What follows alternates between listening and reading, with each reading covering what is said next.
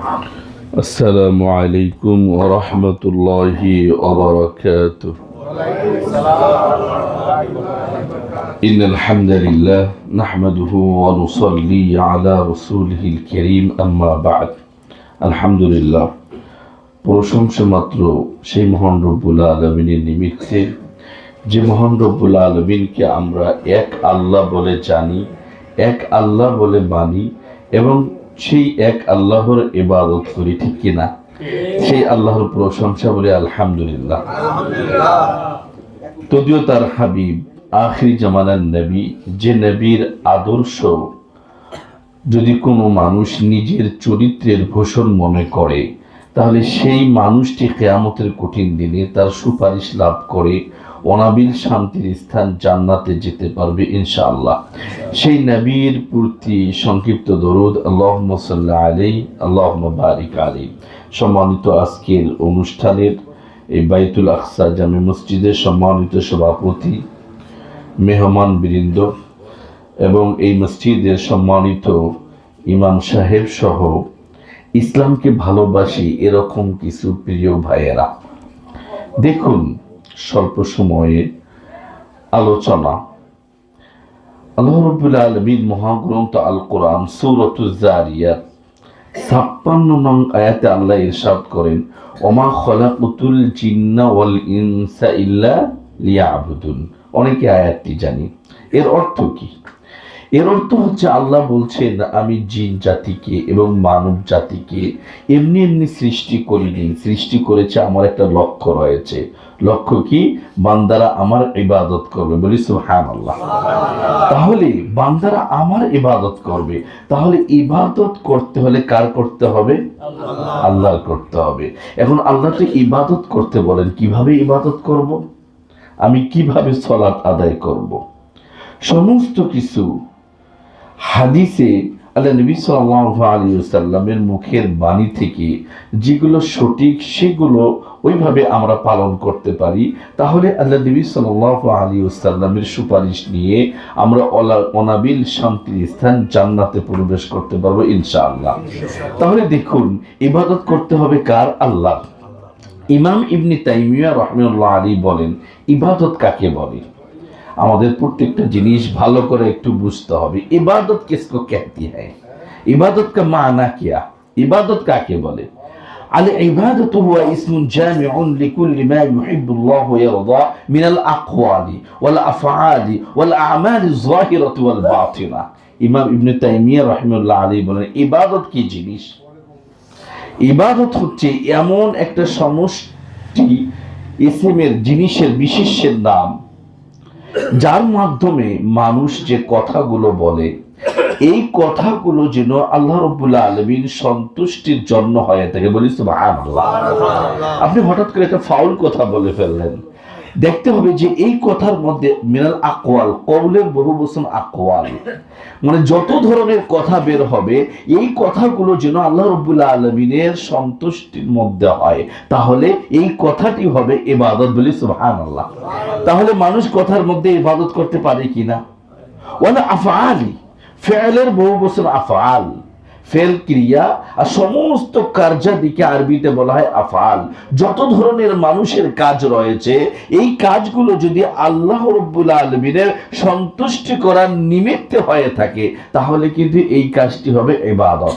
এখন দেখুন, আমি আমার জবান দিয়ে এমন একটি কথা বললাম, রাসূল বলেছেন, মান কাযাবা আলাইয়া, বুখারীর হাদিস, মান কাযাবা আলাইয়া মুতাআম্মিদান, যে ব্যক্তি ইচ্ছাকৃতভাবে আমার উপরে মিথ্যা তহমত দিল। অনেকে তহমত দেই না, এমন একটা কাজ করি ইসলামে যেটা নেই, যদি বলি যে আপনি কেন এটা করলেন, তখন বলি এটা হাদিসে রয়েছে। তাহলে কার উপরে মিথ্যা ইনজাম দেয়া হলো? রাসূলের উপরে।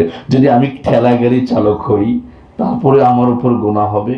আমি যদি রিকশা চালক হই, তারপরে আমার উপর গুনাহ হবে। আমি যদি ইমাম কিংবা খতিব সাহেব হই, তারপরে আমার উপরে গুনাহ বর্তাবে কিনা? দেখুন, আল্লাহ নবী বলেছেন, মান কাযাবা, মান মানে যে ব্যক্তি, কাযাবা মানে মিথ্যা আরোপ করলো, আলাইয়া আমার উপরে যে ব্যক্তি মিথ্যা আরোপ করলো, মান কাযাবা আলাইয়া মুতাআম্মিদান, ইচ্ছাকৃতভাবে। আল্লাহ নবী কি বলেন জানেন? এটার মধ্যে কোনো অহংকার নেই, তাকাব্বুর নেই। যদি একজন রিক্সাওয়ালা আপনাকে একটা উপদেশ দেন, আর রিক্সাওয়ালা যদি কথাটা কোরআন এবং সহিহ সুন্নাহ অনুযায়ী হয়, আপনাকে তার কথাটি মানতে আপনি বাধ্য, ঠিক কিনা? আর যদি আমার এক উস্তাদ কিংবা আমার এক সিনিয়র মানুষ কিংবা আমার এক বন্ধু যদি সে এমন একটি কথা বলতে আমাকে নির্দেশ করে যে কথাটি শরিয়াত এলাও করে না, আমি তাকে সম্মান দিয়ে বলবো, উস্তাদ আসসালামু আলাইকুম, আপনাকে সম্মান রেখে বলছি, কিন্তু বেয়াদবি ক্ষমা করবেন, আপনার কথাটা আমি মানতে বাধ্য নই। কেন মানতে বাধ্য নই? যে আপনি যে কাজটি আমাকে করতে বললেন এই কাজটি শরিয়াত এলাও করে না, ঠিক কিনা? তাহলে দেখুন, যদি একজন ঠেলা গাড়িওয়ালা আপনাকে উপদেশ দেয় আর সেটা যদি কোরআন এবং সুন্নাহ অনুযায়ী হয়, এটা আপনি মানতে বাধ্য। যদি এরকম হয়, ঠেলা গাড়িওয়ালা আপনাকে এমন একটা জিনিসের উপদেশ দিল যেটা কোরআন এবং সুন্নায় সাব্যস্ত নেই, ভাই ভালো করে বুঝুন, এটা আমরা একটু ঘরোয়া ভাবে আলোচনা করছি, মনে করতে হবে আমি আপনার উস্তাদ, আপনারা আমার ছাত্র, তাহলে কিছু শেখা যাবে। দেখুন আল্লাহ নবী কি বললেন, স্পষ্ট পরিষ্কার আরবি শব্দ, মান যে ব্যক্তি কাযাবা মিথ্যারোপ করলো আলাইয়া আমার প্রতি মুতাআম্মিদান ইচ্ছাকৃত ভাবে, আল্লাহ নবী বলেন এটা আরবি ব্যাকরণের পরিভাষায় আমর লিল গায়েব বলা হয়, ফালিয়াতাবাওয়া, সেজন্য বানিয়ে নিল, ফামানে অতবার লিয়াতাবাওয়া, সেজন্য বানিয়ে নিল, ফালিয়াতাবাওয়া মাকআদাহু, তার স্থান জাহান্নাম, বলি নাউযু বিল্লাহ।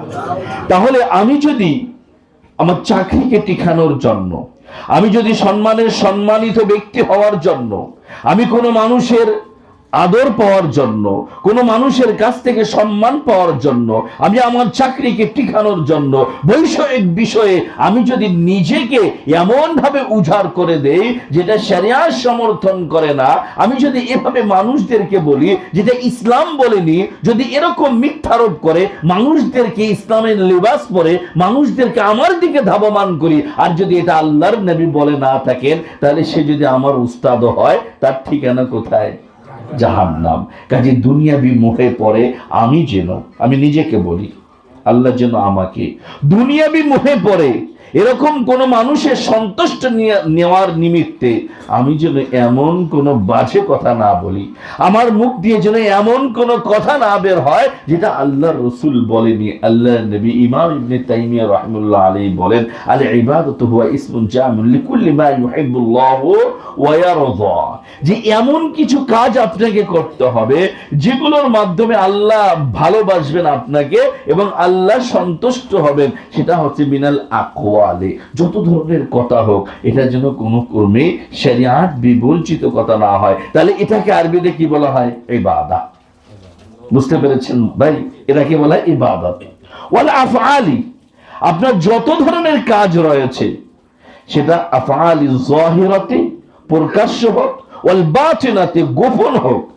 আপনি মনে করেন মাগরিবের নামাজ, আমি কোনো নামাজ পড়িনি, হঠাৎ করে দেখি আমাদের এলাকায় দেখা যায়, হঠাৎ করে একজন মানুষকে দেখি মাগরিবের সময় দেখা যায়, অন্য সময় দেখা যায় না। কি খবর আঙ্কেল, আপনি শুধু মাগরিবের সময় আসেন? যে মাগরিবের সময় সবাই তো দেখে, এখন মাগরিবের সময় যে না যেতে এটা কেমন একটা মনে হচ্ছে না? তাহলে ওই মানুষটি কাকে সন্তুষ্ট করার নিমিত্তে মাগরিবের সালাত পড়ছেন? মানুষ কি? আর একজন মানুষ 5 ওয়াক্ত সালাত আদায় করে আলহামদুলিল্লাহ নিজেকে জান্নাতি মানুষ হিসেবে বিবেচিত করে, ওই মানুষটি মনে করে আমি যদি মরে যাই তাহলে আমার সন্তানেরা আমাকে কবরে রেখে আসবে, কোনোদিন কোনো সন্তান বলবে না ও গ্রামের মানুষেরা, ও এলাকার মানুষেরা, আমার বাবাকে আমি ভালোবেসেছিলাম, আমার বাবা আজকে কবরে শায়িত হয়েছে, তোমরা কবরে রেখে আসছো, আমার তোমাদের কাছে আমার নালিশ হচ্ছে বাবার সাথে আমাকে কবরে রেখে দাও, আমি বাবাকে ছেড়ে থাকতে পারবো না। এরকম কি আপনাদের এলাকায় কোনো সন্তান বাবার জন্য বলেছে? যে বাবাটি দিন রাত পরিশ্রম করে, মিথ্যাই হোক হালাল হোক হারাম হোক, অনেক অট্টালিকা করেছেন কার জন্য? সন্তানের জন্য। সে মারা গেল আজকে, বাবা সন্তান কিন্তু কবরে যেতে চায় না। তাহলে দেখুন আপনার অনেক মানুষেরা রয়েছে আলহামদুলিল্লাহ ভালো আমল করেন, হঠাৎ করে তাহাজ্জুদ আদায় করে আল্লাহর কাছে অতীত গুনার জন্য ক্ষমা চান, কেউ দেখেন না, দেখেন কে? আল্লাহ। কাজী ভাইয়েরা আমার, মিনাল আকওয়ালি ওয়াল আফআলি যাহিরাতু ওয়াল বাতিনা, প্রকাশ্য আমল গোপন আমল সবগুলো করতে হবে কার জন্য? আল্লাহর জন্য। তাহলে এটাই হবে ইবাদত। মুআদ ইবনে জাবাল রাদিয়াল্লাহু তাআলা আনহু, বুখারী মুসলিমের হাদিস, তিনি বলেন রদিফতুন নবী সাল্লাল্লাহু আলাইহি সাল্লাম, একদিন আমি আল্লাহর রাসূলের মানে গাধার আলাল হিমারি, গাধা আছে না, গাধা তো খাতো, গাধার পিছনে আমি আল্লাহর রসুলের পিছনে সফর করলাম। মাঝখানে আলাল হেওয়ার মানে মাঝখানে একটা পর্দা ছিল, হাউস যে থাকে এটাই, মানে উটের পিছনে হেলান দেওয়ার মতো একটা জিনিস থাকে, এইটুকু শুধু বাধা। আমি দুজনেই আল্লাহর নবীর সাথে যাচ্ছি। আল্লাহর নবী বললেন, ইয়া মুআজ, বলতু লাব্বাইকা ওয়া সা'দাইকা ইয়া রাসূলুল্লাহ। আল্লাহ নবী বলেন, হে মুআজ, আমি বললাম আমি উপস্থিত, আমি হাজির, হে আল্লাহর রাসূল। আবারও বললেন, ইয়া মুআজ, কুলতু লাব্বাইকা ওয়া সা'দাইকা ইয়া রাসূলুল্লাহ। আবারও বলতেন, ইয়া মুআজ, কুলতু লাব্বাইকা ওয়া সা'দাইকা ইয়া রাসূলুল্লাহ। তিনবার বললেন, তিনবারে আমি বললাম, হে আল্লাহর রাসূল, আমি উপস্থিত। আল্লাহ নবী বললেন, আচ্ছা সময় সংক্ষিপ্ত, আমি বাংলায় বলি। আল্লাহ নবী বলেন, আচ্ছা বলো তো দেখি, বান্দার প্রতি আল্লাহর হক কি? আল্লাহর কি হক? আল্লাহ কি চাচ্ছেন বান্দার কাছে? তখন সাধারণত আমরা হলে বলতাম কি, আমরা কিছু জানি কিংবা না জানি তাও কিন্তু বড় হওয়ার জন্য বলে দেই যে এটা করতে হবে, এটা করতে হবে। কিন্তু রাসূলের সাহাবীদের সুন্নাত ছিল যে সাহাবারা যখনই দেখতেন যে এখানে সৌদিদেরকে দেখবেন বড় বড় শায়েখ কোনো কিছু মাসআলা জিজ্ঞাসা করলে বলেন সাথে সাথে যে আমি কিছু জানি না, ওই শায়েখকে জিজ্ঞাসা করুন। আল্লাহ নবী সাল্লাল্লাহু আলাইহি ওয়াসাল্লামকে বললেন, আল্লাহু ওয়া রাসূলুহু আ'লাম, হে আল্লাহ এবং রাসূলই বেশি জানেন যে বান্দাদের প্রতি আল্লাহর হক কি, আল্লাহ কি চান। তখন আল্লাহ নবী বলেন, আইয়াবুদুহু ওয়া লা ইউশরিকু বিহি শাইআ, যে বান্দার হক হচ্ছে, আল্লাহর প্রতি বান্দার দায়িত্ব হচ্ছে যে তারা আল্লাহর ইবাদত করবে, আল্লাহর সাথে কাউকে শরীক করবে না। তাহলে কোন আল্লাহর, কয়জন আল্লাহর ইবাদত করতে হবে? একজন আল্লাহর, আল্লাহর সাথে কাউকে শরীক করা যাবে না। তারপরে তিনি বলেন, আচ্ছা বলো তো দেখি, তাহলে আল্লাহর কি হক? যদি বান্দারা এরকম কাজ করে আল্লাহ, তাহলে আল্লাহ তাদের জন্য কি করবে? যে আল্লাহ ইউআযিবা মান লা ইউশরিক বিল্লাহি শাইআ, যে ব্যক্তি আল্লাহর সাথে শিরক করবে না আল্লাহ তাকে শাস্তি দিবেন না। বলি সুবহানাল্লাহ। আচ্ছা আল্লাহ যদি আমাকে শাস্তি না দেন, আমি কি জাহান্নামে চলে যাব? না, কোথায়? জান্নাতে। তাহলে আপনার আমার কাঙ্ক্ষিত স্থান কোনটি?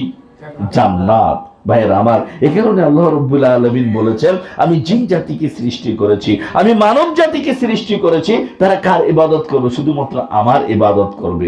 আপনারা দেখুন, যে কোনো মানুষ, আমরা নামাজ পড়ি না, সূরা ফাতিহা পড়ি কিনা? ইখতিলাফি মাসলায় যাচ্ছে না, সূরা ফাতিহা তো পড়ি।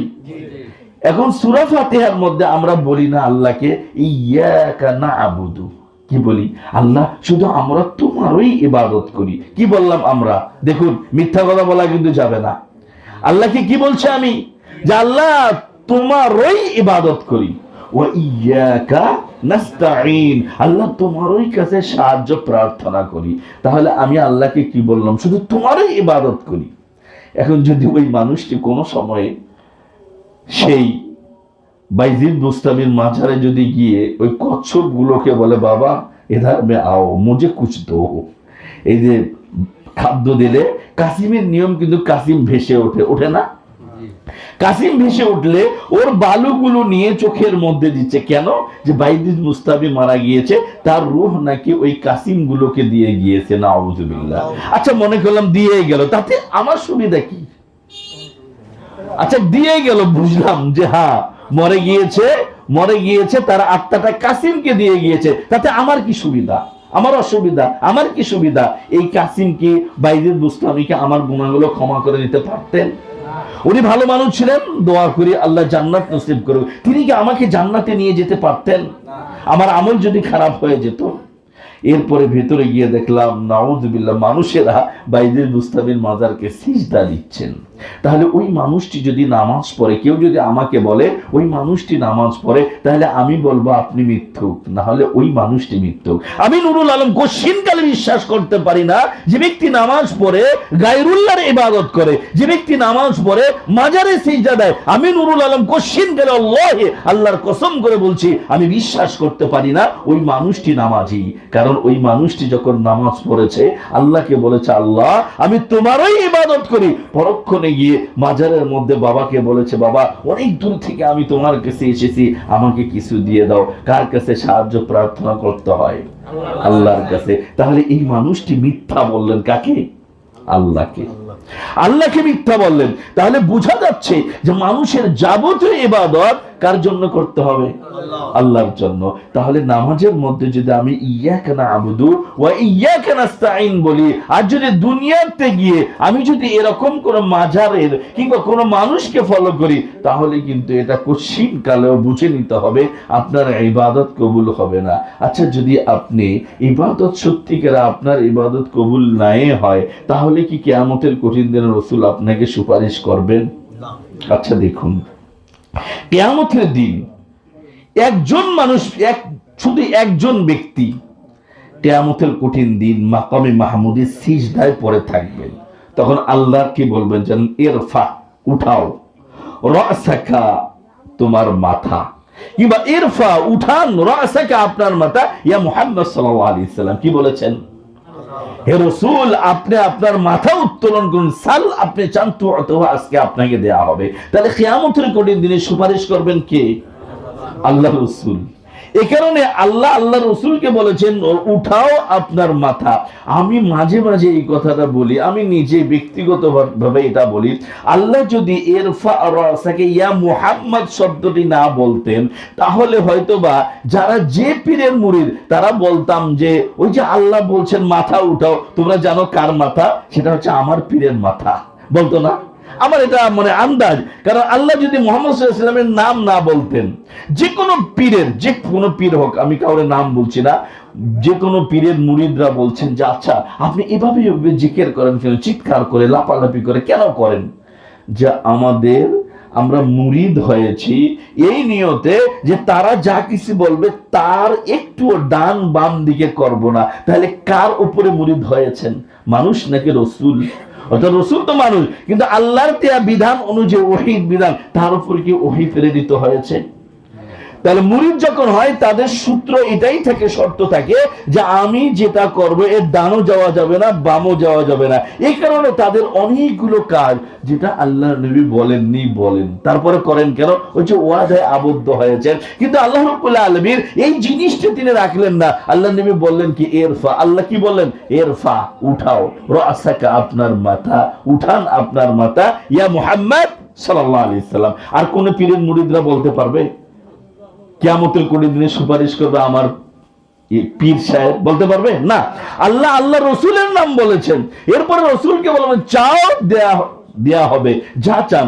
তখন আল্লাহ নবী চাইতে পারতেন ইয়া রব্বুল আলামিন আমি জান্নাত যেতে চাই, তাহলে তো আল্লাহ রাসূলকে জান্নাতে দিতেন। কিন্তু তাই বলবে না, বলবে ইয়া উম্মতি, ইয়া উম্মতি, হে আমার উম্মত, ও হে আমার উম্মত, অর্থাৎ আমি আমার উম্মতদেরকে নিয়ে জান্নাতে যেতে চাই। এরপরে যা হওয়ার আপনারা জানেন, আমার বিষয়টা ওঠা নয়। আমি বলতে চাচ্ছি এটাই যে দেখুন কিয়ামতের কঠিন দিন আল্লাহর নবী সাল্লাল্লাহু আলাইহি ওয়াসাল্লাম মানুষেরা পিপাসায় কাতর হয়ে থাকবেন। হাউজে কাউসারের মধ্যে আল্লাহর নবী পানির পেয়ালা নিয়ে থাকবেন, মানুষেরা লাইন ধরে পানি পান করবেন। হঠাৎ করে আল্লাহর নবী সাল্লাল্লাহু আলাইহি ওয়াসাল্লাম বলেন সুহকান, সুহকান লিমান গায়্যারা মিন বাদি, দূর হয়ে যাও, দূর হয়ে যাও, কারণ আমি মৃত্যুবরণ করার পরে তুমি শরিয়াতে এমন কিছু জিনিস সংযোজন করেছিলে যে জিনিসটা ইসলাম এলাও করেননি। কাজী ভাইয়েরা আমার 10 মিনিট সময় বলার উদ্দেশ্য এটাই যে দেখুন আমি স্বল্প সময়ে যে জিনিসটি বুঝাতে চাচ্ছি, এখানে বিভিন্ন ধরনের মানুষ থাকতে পারেন, কিন্তু আমি যতই বড় মানুষ হই না কেন আল্লাহ রাসূলের চেয়ে কি বড় হব? না। তাহলে আমার অনুসরণীয় ব্যক্তি কি হবেন? আল্লাহ লাকাদ কানা লাকুম ফি রাসূলিল্লাহি উসওয়াতুন হাসানাহ। উত্তম আদর্শবান ব্যক্তি যদি আপনার আমার হন, তিনি কে? মুহাম্মদ রাসূলুল্লাহ সাল্লাল্লাহু আলাইহি ওয়াসাল্লাম। কাজী আমার যেন কাজ, আমার যেন কথা, আমার যেন আমল কোরআন এবং আল্লাহ রসুলের হাদিস অনুযায়ী, তার নিজের জিন্দিগির সুন্নাহ, তিনি সারা জিন্দিগি যা করেছেন, যা বলেছেন, সেটাই যেন হয়। আর আল্লাহ সূরাতুল হাসরের 7 নং আয়াতে তাই বলেছেন, ওমা আতাকুমুর রাসূলু ফাখুযুহু ওমা নাহাকুম আনহু ফান্তাহু। রাসূল তোমাদেরকে যা দেয় তা লুফে নাও, আর যা থেকে নিষেধ করে তা থেকে বিরত রাখো। আল্লাহ আমাদেরকে সেই কাজটি করার তৌফিক দান করুন। আজকের এই ফসল এটাই যে কোরআন এবং সহিহ হাদিসের এই আয়াতের আলোকে অসংখ্য মানুষেরা, কিছু মুষ্টিমেয় মানুষেরা তারা পণ করেছেন, দৃঢ় প্রত্যয় ব্যক্ত করেছেন যে যতদিন বেঁচে থাকি কোরআন এবং সহিহ সুন্নাহ অনুযায়ী আল্লাহর নবী যা দিয়েছেন তাই গ্রহণ করব, যা থেকে নিষেধ করেছেন তা থেকে বিরত রেখে কিয়ামতের কঠিন দিন আখির জামানার নবী মুহাম্মদ রাসূলুল্লাহ সাল্লাল্লাহু আলাইহি ওয়াসাল্লামের সুপারিশ নিয়ে ওনাবিল শান্তির স্থান যেন আমরা জান্নাতে যেতে পারি। আল্লাহ তুমি আমাদের এই মনের বাসনাকে, রব্বুল আলামিন তুমি আমাদের এই মনের আকাঙ্ক্ষাকে, রব্বুল আলামিন তুমি আমাদের এই চাহাতকে কবুল ও মঞ্জুর করে নাও। আমিন। ওমা আলাইনা ইল্লাল বালাগুল মুবিন। আসসালামু আলাইকুম ওয়া রাহমাতুল্লাহি ওয়া বারাকাতুহু।